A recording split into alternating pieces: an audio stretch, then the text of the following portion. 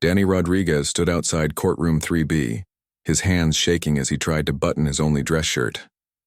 The fabric was wrinkled and old, but it was the best he had. He looked at his watch for the third time in 2 minutes. 9:30 in the morning, and his case would be called soon. The hallway smelled like old coffee and floor cleaner. People walked past him wearing expensive suits and carrying leather briefcases. Danny felt out of place in his cheap shirt and worn-out shoes. He had been to this courthouse twice before, but both times he could not afford to pay the fines. Now he was back again, and this time the judge might send him to jail. Danny's stomach twisted with worry. He had not eaten breakfast because he was too nervous. The $50 in his wallet was all the money he had until his next paycheck from the warehouse. That job paid him just enough to cover rent and food, but never enough for unexpected bills or court fines. A woman in a business suit walked by, talking loudly on her phone about some important meeting. Danny stepped aside to let her pass. He always tried to stay out of people's way. It was a habit he had learned during his time in the army, and it stuck with him even now, 6 years after coming home from Iraq. The courthouse was busy that morning. Lawyers rushed between courtrooms carrying thick folders. Families sat on benches, whispering to each other and looking worried. Police officers walked through the halls, their radios crackling with voices Danny could not understand. The whole place felt cold and unfriendly. Danny thought about the letter in his pocket. It was from the court, telling him that if he did not show up today, they would issue a warrant for his arrest. The words on the paper scared him. He had never been in serious trouble before, not even as a kid. His mother raised him to respect the law and do the right thing. The traffic ticket that started all this trouble seemed so small now. He had been driving to a job interview 6 months ago when a police officer pulled him over. The registration on his car had expired by 2 weeks. Danny knew it was expired, but he had been waiting for his paycheck to renew it. The officer was polite, but still gave him a ticket for $150. Danny planned to pay the ticket right away, but then his landlord raised his rent. The extra money he had saved for the ticket had to go toward keeping his apartment. He told himself he would pay it the next month, but then his car needed new brakes. The month after that, he got sick and missed 3 days of work, which meant 3 days without pay. Before Danny knew it, the court had added late fees to his original ticket. $150 became $200, then $300. Each time he received a notice in the mail, the amount got bigger. Now he owed almost $500, and the court was tired of waiting. Inside the courtroom, Judge Patricia Hall was reviewing the morning's cases. She had been a judge for 30 years, and she had seen every kind of case you could imagine. Traffic violations, theft, assault, drug charges. They all blended together after a while. But today felt different somehow, though she could not explain why. Judge Hall was known for being fair but firm. She did not like people who made excuses, but she also understood that not everyone who came to her courtroom was a bad person. Some people just made mistakes or had bad luck. The trick was figuring out which was which. She looked at the next case on her list. Danny Rodriguez, age 45, charged with driving with expired registration and failure to appear in court. It seemed like a simple case. The man had not paid his fine and had missed 2 previous court dates. She would probably fine him some more money and set up a payment plan, but something in Danny's file caught her attention. Under the section marked Additional Information, someone had written a few words that made her pause. Military service. Iraq War veteran, honorably discharged 2009. Judge Hall's younger brother had served in Vietnam, and she knew how hard it could be for soldiers to come home and adjust to normal life. She made a mental note to pay attention to this case. Maybe there was more to Danny Rodriguez than just an unpaid traffic ticket. The bailiff, Officer Tom Clark, called for court to begin. He was an older man who had worked in the courthouse for 15 years. Before that, he had served in the Army for 20 years. Tom took his job seriously and treated everyone with respect, whether they were wearing expensive suits or old clothes like Danny. As people filed into the courtroom, Tom noticed Danny right away. There was something about the way the man carried himself, straight back, alert eyes, hands at his sides. Tom recognized it immediately. This man had been a soldier. The prosecutor that morning was Lisa Martinez. She was young and ambitious, fresh out of law school and eager to prove herself. Lisa believed in following the rules and holding people accountable for their actions. She did not have much patience for sob stories or excuses. A crime was a crime, and people had to face the consequences. Lisa looked through Danny's file quickly. 3 unpaid tickets, 2 missed court dates, and now he owed almost $500. It seemed straightforward to her. The man had broken the law and ignored the court. She would ask the judge to make him pay the full amount or spend time in jail. Danny's public defender was Kevin Brooks, a lawyer who had been out of law school for only 2 years. Kevin worked for the county, representing people who could not afford their own lawyers. He was a good person who wanted to help, but he had too many cases and not enough time. He had only met Danny 5 minutes before court started. Kevin looked at Danny's file and sighed. Another client who had let a small problem become a big one. The best he could do was ask the judge to set up a payment plan and hope she was in a good mood. As the courtroom filled with people, Danny found a seat in the back row. His heart was beating fast and his palms were sweaty. He had faced enemy soldiers in Iraq, but somehow this felt scarier. In the army, he had known what to expect. Here he felt lost and alone. The judge entered the courtroom and everyone stood up. Danny stood too, his military training taking over. Even after all these years, he still stood at attention when authority figures entered a room. Judge Hall looked out at the people in her courtroom. Her eyes stopped for a moment on Danny, sitting straight and alert in the back row. Something about him reminded her of her brother when he came home from the war. Proud but tired, strong but somehow fragile. She did not know it yet, but this would be a morning that changed everything. Judge Hall called the court to order and began working through the morning cases. Traffic violations, small thefts, and minor drug charges filled the first hour. Each case took only a few minutes. People pleaded guilty, paid their fines, or got sentenced to community service. Everything moved quickly and predictably. Danny sat in the back row, watching and waiting. His name had not been called yet, and his nervousness grew with each passing minute. He watched other people stand before the judge, some confident and others scared like him. Most cases ended with people paying money or promising to do better. He hoped his case would be that simple. Around 10:30, the clerk called out, "Danny Rodriguez, case number 2024 TR 8847. Danny's heart jumped. His legs felt weak as he stood up and walked toward the front of the courtroom. Every step felt heavy and he could hear his own breathing. Kevin Brooks, his public defender, met him at the defendant's table. The young lawyer whispered quickly, "Just answer yes or no to the judge's questions. Don't volunteer extra information. I'll ask for a payment plan." Danny nodded, but he was not really listening. He was focused on Judge Hall, who was reading through his file. She looked serious but not mean. Her gray hair was pulled back neatly and she wore small glasses that she kept adjusting as she read. Prosecutor Lisa Martinez stood up first. She was a small woman with dark hair and a crisp blue suit. Her voice was clear and professional as she spoke. "Your Honor, Mr. Rodriguez was cited for driving with expired registration 6 months ago. The fine was $150. He failed to pay and missed 2 scheduled court appearances. With late fees and court costs, he now owes $495.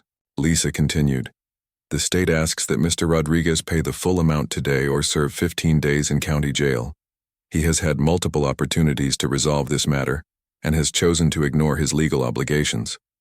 Judge Hall listened without expression. She had heard similar arguments hundreds of times. Lisa Martinez was doing her job, following the law exactly as it was written. But something about this case felt different to the judge. Kevin Brooks stood up next. He was nervous, and it showed in his voice. "Your Honor, my client acknowledges his mistakes. Mr. Rodriguez has been struggling financially but wants to make this right. We request a payment plan of $50 per month. He is currently employed and can make regular payments." Judge Hall looked down at Danny, who was standing at attention like a soldier. His back was straight, his hands were at his sides, and his eyes looked straight ahead. She had seen this posture before, in her brother and his friends when they came home from Vietnam. Instead of making her decision right away, Judge Hall did something unexpected. She set down Danny's file and looked directly at him.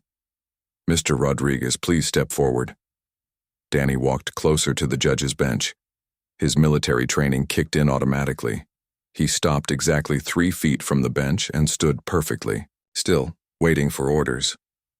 "Mr. Rodriguez," Judge Hall said in a gentle but firm voice, "I see from your file that you served in the United States Army in Iraq.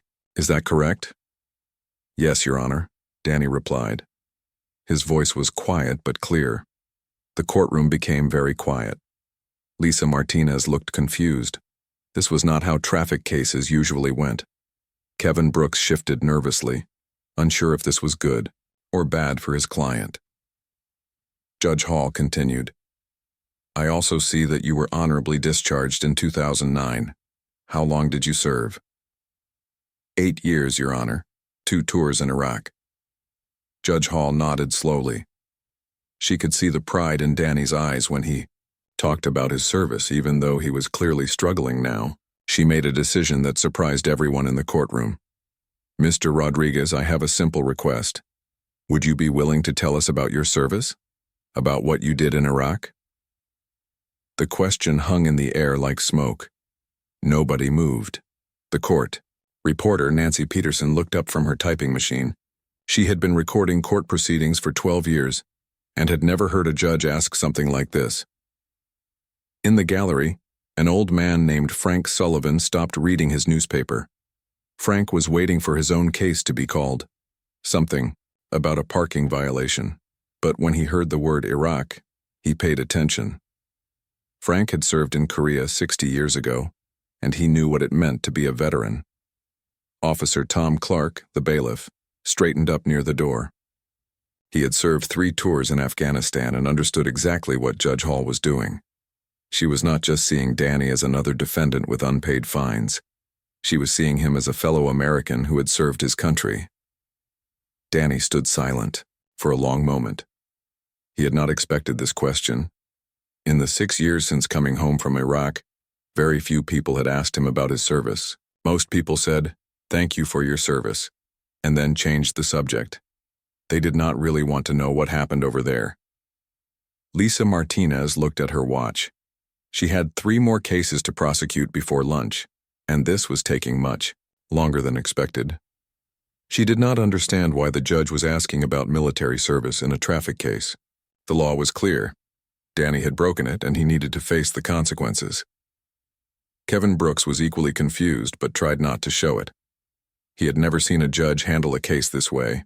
Part of him worried that his client might say something that would make things worse. But another part of him was curious about what Danny might share. Judge Hall waited patiently. She could see Danny thinking, weighing his words carefully. She recognized the look of a soldier who had seen things that were hard to explain to people who had not been there. The courtroom was completely quiet now. Even the usual sounds of paper shuffling and people whispering had stopped. Everyone was waiting to see what would happen next. Danny took a deep breath. His hands were still shaking slightly, but his voice was steadier when he spoke. "Your Honor, I'm not sure what you want to know." Judge Hall smiled slightly. "Just tell us about your service, Mr. Rodriguez. What was your job in the Army? What did you do in Iraq?" Danny looked around the courtroom. He saw Lisa Martinez checking her phone, Kevin Brooks looking nervous, and Officer Clark nodding encouragingly. In the back, Frank Sullivan had put down his newspaper completely and was leaning forward to listen. "I was a supply specialist, Your Honor. My job was to make sure our soldiers had food, water, ammunition, and medical supplies. I drove convoy trucks between bases, mostly from Baghdad to smaller outposts." Judge Hall nodded. "That sounds like dangerous work." "Yes, ma'am, it was." The judge could see that Danny had more to say, but was holding back. She had learned, through years of dealing with her brother's struggles after Vietnam, that veterans often kept their experiences locked inside. Sometimes they just needed someone to ask the right questions and really listen to the answers. "Mr. Rodriguez," she said softly, "would you tell us more about that work?" About what it was like to drive those convoys? Danny looked directly at the judge for the first time. Something in her voice told him that she really wanted to know. This was not just curiosity or politeness. She was asking because she understood, somehow, that his story mattered. Danny took another deep breath and began to speak. His voice was quiet at first, like he was testing whether it was safe to share his memories. The convoys were dangerous, Your Honor. We drove supply trucks from the main base in Baghdad to smaller outposts scattered around the country. Sometimes the trips took 6 hours, sometimes 12, depending on where we were going and what kind of trouble we ran into. Judge Hall nodded encouragingly. She could see that talking about this was not easy for Danny, but she also sensed that he needed to tell someone about it. I was part of the 3rd Infantry Division. We had about 20 soldiers in our supply unit. My job was to drive one of the big trucks filled with food, water, medical supplies, and ammunition. The trucks were heavy and slow, which made us easy targets. Danny paused and looked around the courtroom again. Everyone was listening now. Even Lisa Martinez had put away her phone and was paying attention. The roads in Iraq were not like roads here in America. Many were just dirt paths full of holes. Some had been damaged by bombs. We had to watch for improvised explosive devices, IEDs, that insurgents buried in the road or hid in dead animals on the roadside. Officer Tom Clark nodded from his position by the door. He knew exactly what Danny was talking about. Tom had seen similar dangers during his own service in Afghanistan. Danny's voice grew a little stronger as he continued. My truck was the 3rd one in our convoy. The lead truck had special equipment to detect bombs. The last truck had our heaviest weapons to protect us if we got attacked from behind. My truck was in the middle because it carried the most important supplies. We left the base before sunrise most days. It was safer to travel in the dark, but it was also scarier. You could not see what was coming. We wore night vision goggles, but they only helped so much. Mostly, we just had to trust each other and hope we would make it to our destination safely. Judge Hall listened carefully to every word. She was beginning to understand that this man had faced life and death situations regularly for months at a time. The unpaid traffic ticket seemed very small compared to what he had experienced. One morning in July 2007, we were driving to an outpost near Fallujah. It was my 2nd tour, so I had been doing convoy runs for almost 2 years. I thought I knew what to expect, but that day was different. Danny stopped talking for a moment. His hands were no longer shaking, but Judge Hall could see that he was remembering something painful. About halfway to our destination, the lead truck hit an IED. The explosion was so loud it hurt my ears even inside my truck. The blast threw the lead truck off the road and flipped it upside down. The courtroom was completely silent now. Nancy Peterson, the court reporter, found herself holding her breath as she typed Danny's words. I stopped my truck and ran to help. The driver of the lead truck was unconscious and the passenger was bleeding badly from her leg. Her name was Staff Sergeant Maria Lopez. She was 26 years old and had a baby daughter back home in Texas. Danny's voice cracked slightly when he said Maria's name, but he kept talking. Maria was trapped under twisted metal, and fuel was leaking from the truck's gas tank. We all knew that if the fuel caught fire, she would die.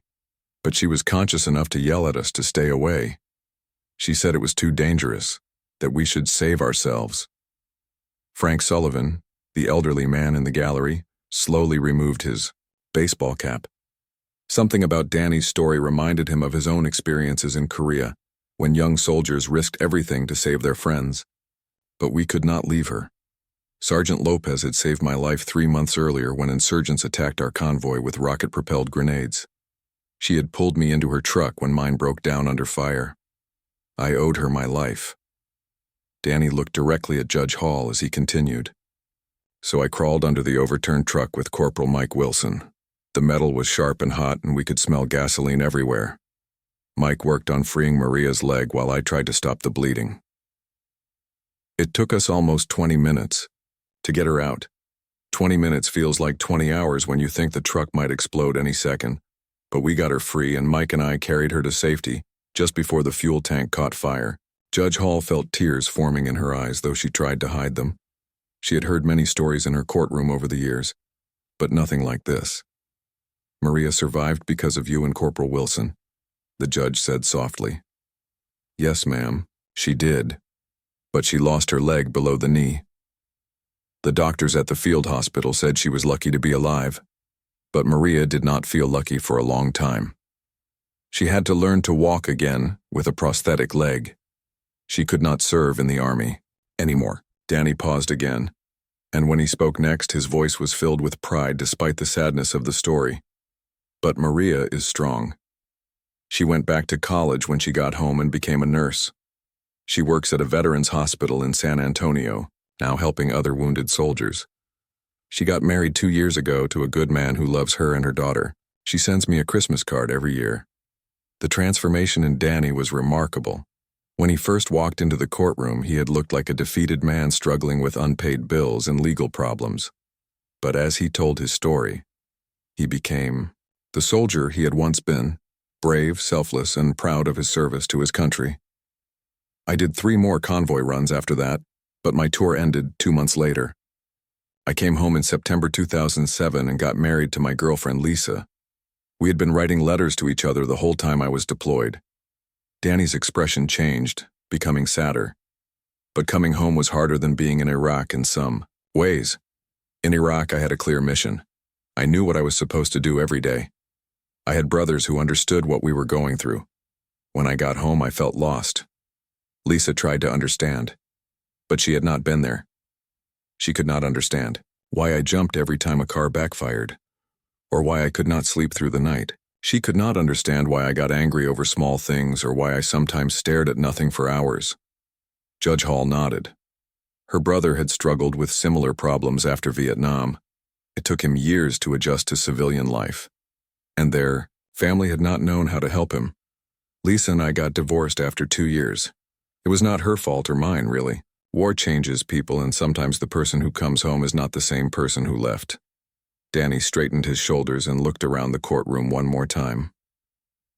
I know I made mistakes with this traffic ticket, Your Honor. I know. I should have paid it on time and shown up to court when I was supposed to. But some days, dealing with normal problems feels harder than dodging bombs in Iraq. Some days, I feel like I am still fighting a war that everybody else has forgotten about. When Danny finished speaking, the courtroom remained completely quiet for a long time. The silence in the courtroom lasted for what felt like hours, though it was probably only 30 seconds. Nobody moved. Nobody coughed. Nobody even seemed to breathe. Danny's words hung in the air like a prayer. Judge Hall was the first to break the silence. She removed her glasses and wiped her eyes, not caring if anyone saw her tears. In 30 years on the bench, she had never heard testimony that moved her so deeply. This was not just a story about war. It was a story about sacrifice, courage, and the hidden struggles of people who serve their country. Thank you, Mr. Rodriguez, she said quietly. Thank you for sharing that with us, and thank you for your service to our country. But the impact of Danny's story was spreading through the courtroom like ripples in a pond. Frank Sullivan, the elderly Korean War veteran in the gallery, slowly stood up. His knees creaked from arthritis, but he managed to get to his feet. Frank had been waiting to see the judge about his own parking ticket, but that seemed unimportant. Now, Frank remembered his own experiences in Korea more than 60 years ago. He remembered the cold, the fear, and the friends he had lost. He remembered coming home to a country that did not want to talk about the war and people who did not understand what he had been through. Danny's story brought back all those memories, but it also reminded Frank that he was not alone. One by one, other people in the courtroom began to stand. A middle-aged woman named Carol Peterson stood up. Her son had served 2 tours in Afghanistan and still struggled with nightmares. She had never understood what he went through until she heard Danny speak. A young man named Robert Chen stood up next. He was an Iraq War veteran himself, waiting to see the judge about a small drug possession charge. Robert had been using marijuana to help him sleep, trying to quiet the memories that kept him awake at night. Like Danny, he had found civilian life harder than combat. Even some of the lawyers and court staff began to stand. Nancy Peterson, the court reporter, put down her hands and stood at her typing station. She thought about her nephew who had served in Iraq around the same time as Danny. Her nephew never talked about his experiences. but maybe now she understood why. Officer Tom Clark, the bailiff, had been standing the whole time, but he removed his hat and held it over his heart. Tom knew exactly what Danny had gone through because he had lived through similar experiences in Afghanistan. Tom had seen friends die and had carried wounded soldiers to safety. He had also struggled to adjust when he came home. Lisa Martinez. The prosecutor felt uncomfortable with all the emotion in the courtroom. She was trained to follow the law, not to get caught up in personal stories. But even she could not ignore the power of what Danny had shared. She thought about her own father who had served in Vietnam but never talked about it. Maybe there were reasons he stayed quiet. Lisa looked at Danny with new eyes. When she walked into court that morning, she saw him as just another defendant who had ignored his legal responsibilities. Now she saw him as a man who had risked his life for his country and was still fighting battles that most people could not see. Judge Hall looked around her courtroom and realized that something special was happening.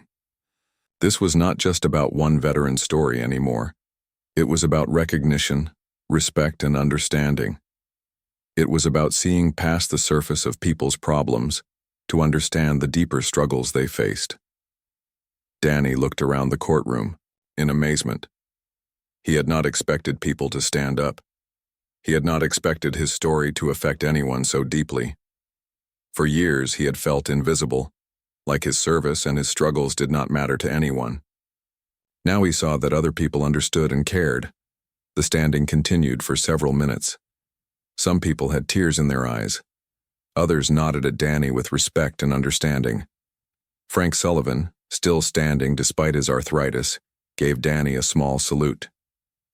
Danny automatically saluted back, and several other veterans in the room did the same. Judge Hall watched all of this and made a decision. She had started the morning thinking this would be a routine traffic case. Pay the fine or go to jail. Those were the usual options. But Danny's story had shown her that the law was not always enough. Sometimes justice required understanding the whole person, not just their mistakes. Kevin Brooks, Danny's public defender, was amazed by what was happening. In his 2 years as a lawyer, he had never seen anything like this. He began to understand that his client was not just a man with unpaid fines. He was a hero who had served his country and was now struggling to find his place in the world. Carol Peterson, the woman whose son had served in Afghanistan, approached Danny during a brief pause in the proceedings. She shook his hand and thanked him for sharing his story. She told him about her son and how hard it had been for their family when he came home changed by his experiences. "Your story helps me understand my son better," she told Danny. "Maybe now I can help him more." Robert Chen, the young veteran facing drug charges, also approached Danny. "Thank you for saying what I could never put into words," he said. "Maybe now people will understand that we are not criminals. We are just trying to survive." Judge Hall watched these interactions and realized that Danny's simple story had done something remarkable. It had created a moment of connection and understanding between people who might otherwise never have spoken to each other. Veterans recognized each other as brothers and sisters in arms. Families of veterans began to understand the struggles their loved ones faced. Even people with no military connection began to see veterans as complex human beings rather than just statistics or stereotypes. Officer Tom Clark approached the bench and spoke quietly to Judge Hall. "Your Honor, if I may, I would like to share some information about veteran services that might help Mr. Rodriguez." Tom had connections with local veteran organizations, job training programs, and mental health services specifically designed for former soldiers. He had used these services himself when he left the Army and transitioned to civilian work. Lisa Martinez also approached the bench. The prosecutor who had started the morning demanding payment or jail time now found herself thinking about alternatives. "Your Honor, if Mr. Rodriguez is willing to work with veteran services and get the help he needs, the state would be open to discussing alternative sentencing options." Nancy Peterson continued typing, recording every word of this extraordinary morning. She knew she was witnessing something special, a moment when the legal system became more than just rules and punishments. It became a place where human understanding and compassion could make a real difference. The ripple effects of Danny's story were spreading beyond the courtroom. Carol Peterson would go home and have a different conversation with her son. Robert Chen would feel less alone in his struggles. Frank Sullivan would reach out to other veterans in his community. Officer Tom Clark would make sure Danny got connected with the right resources. But the biggest change was in Judge Hall herself. She realized that her simple request for Danny to share his story had revealed something important about justice. Real justice was not just about following rules. It was about understanding people and helping them find better paths forward. As the courtroom slowly returned to order, everyone knew that this morning would be remembered for a long time. They had witnessed the power of one person's story to change hearts and minds. Judge Hall waited for the courtroom to settle down before she spoke again. The standing ovation for Danny had lasted almost 5 minutes, and she could see that everyone was deeply moved by what they had witnessed. She had been a judge for 30 years, but she had never experienced anything like this morning. "Mr. Rodriguez," she began, her voice gentle but clear, "please approach the bench." Danny walked forward, his military posture still straight and proud. The nervous man who had entered the courtroom 2 hours earlier was gone. In his place stood a veteran who had shared his story with courage and honesty. Judge Hall looked at the papers in front of her, then set them aside. "Mr. Rodriguez, I came to court this morning prepared to handle a simple traffic case. You owed money for unpaid fines, and the law says you should either pay that money or go to jail." She paused and looked directly at Danny. "But your story has reminded me that justice is not always that simple. Sometimes we need to look deeper than the charges on paper to understand the whole person standing before us." Lisa Martinez, the prosecutor, stood up. "Your Honor, if I may, the state would like to modify its position in this case." Judge Hall nodded. "Go ahead, Ms. Martinez." After hearing Mr. Rodriguez's testimony about his military service and the challenges he faces as a veteran, the state believes that traditional punishment is not the best solution here. We would like to recommend that Mr. Rodriguez be connected with veteran support services instead of facing jail time. Kevin Brooks, Danny's public defender, could hardly believe what he was hearing. In his 2 years as a lawyer, he had never seen a prosecutor change their position in the middle of a hearing like this. Judge Hall turned to Officer Tom Clark, who had remained standing near the back of the courtroom. "Officer Clark, you mentioned that you have information about veteran services. Could you share that with us?" Tom stepped forward. "Yes, Your Honor. There are several programs in our county specifically designed to help veterans transition to civilian life. We have job training programs, mental health counseling, and housing assistance." He looked at Danny as he continued. "There is also a program called Veterans Court, where veterans can get help with legal problems while also receiving the support services they need. It focuses on helping veterans get back on their feet rather than just punishing them." Danny listened to all of this with growing amazement. When he woke up that morning, he thought he might be going to jail. Now people were talking about helping him instead of punishing him. Judge Hall made her decision. "Mr. Rodriguez, I am going to do something different today. Instead of ordering you to pay the full fine or go to jail, I am going to suspend your sentence on one condition." Danny held his breath, waiting to hear what the condition would be.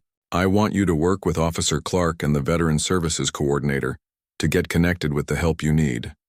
This includes job training if you want it, counseling if you think it would help, and assistance with housing or other basic needs." She continued, "If you complete 6 months of working with these services and stay out of legal trouble, I will dismiss all charges against you. The slate will be wiped clean." Danny felt his knees go weak with relief. "Thank you, Your Honor. I will do whatever you ask." But Judge Hall was not finished. "There is one more thing, Mr. Rodriguez. I want you to consider sharing your story with other veterans who might be struggling with similar problems. Your willingness to open up today has shown me how powerful one person's story can be." At that moment, a woman in the back of the courtroom stood up. She had been quietly listening to everything that happened. "Excuse me, Your Honor. My name is Helen Carter, and I am the County Veteran Services Coordinator. I happen to be here today for another matter, but I would like to offer my help to Mr. Rodriguez right now." Helen walked forward carrying a folder full of information about veteran programs. She was a middle-aged woman with kind eyes and a warm smile. She had been working with veterans for 15 years and had seen many men and women like Danny who needed help but did not know where to find it. "Mr. Rodriguez," Helen said, "I can connect you with job training programs that are specifically designed for veterans. Many employers in our area actively look for veterans to hire because they know you have valuable skills and experience." She opened her folder and pulled out several brochures. "We also have counseling services that are free for veterans. The counselors understand what you have been through because many of them are veterans themselves." Danny looked at the brochures Helen handed him. For the first time in years, he felt hope. "What kind of job training?" he asked. "Well, with your experience driving trucks in the Army, you could get training to become a commercial truck driver here. The pay is good and there are always jobs available. Or, if you are interested in something different, we have programs for construction, electronics, and even computer skills." Helen continued, "There is also a housing program that can help you find a better apartment or even help you save money to buy a small house. And we have a food bank specifically for veterans and their families." Judge Hall watched this conversation with satisfaction. This was exactly what she had hoped would happen when she asked Danny to share his story. Instead of just processing another case and moving on, they were actually solving problems and helping someone build a better life. Frank Sullivan, the elderly Korean War veteran, approached Danny with a business card. "Young man, I own a small construction company. If you are interested in that kind of work, I would be happy to give you a job. I know what it is like to come home from war and struggle to find your place." Danny shook Frank's hand, amazed by the kindness of this stranger. "Thank you, sir. I would be very interested in that." Robert Chen, the young Iraq veteran facing his own legal troubles, waited until Danny was finished talking with Frank. "Would it be okay if I got your phone number?" he asked. "It would be nice to have someone to talk to who understands what we have been through." Danny gladly gave Robert his number. For years, he had felt alone in his struggles. Now he was meeting other veterans who understood exactly what he was going through. Judge Hall scheduled a follow-up hearing for 6 months later. "Mr. Rodriguez, I want you to come back and tell me how you are doing. And I want you to bring some of the other veterans. You will be helping along the way." As the courtroom began to empty, people continued to approach Danny. Carol Peterson gave him her son's phone number, hoping Danny might be willing to talk to him. Nancy Peterson, the court reporter, told him about a veterans support group that met at her church every Tuesday evening. 3 months later, Danny was working full-time for Frank Sullivan's construction company. He had moved into a better apartment with help from the Veterans Housing Program. He was attending counseling sessions twice a month and had made friends with several other veterans who were also working to rebuild their lives. 6 months after, that day in court, Danny returned to Judge Hall's courtroom as promised. But he did not come alone. He brought Robert Chen, who had successfully completed drug treatment and found a job. He brought Carol Peterson's son, who had started counseling and was doing much better. He brought 3 other veterans he had met through the support group. Judge Hall looked at all of them with pride. "Mr. Rodriguez, you have not only turned your own life around, but you have helped others do the same. That is true service to your country." She dismissed all charges against Danny that day, but more importantly, she had learned something that changed how she handled every case afterward. Sometimes the most powerful thing a judge can do is not just apply the law, but truly listen to the people who appear before them. Danny's simple story in response to a judge's simple request had created a ripple effect that continued to help veterans throughout the county for years to come. It proved that sometimes the most ordinary moments can become extraordinary when people choose to see each other as human beings worthy of respect, understanding, and second chances.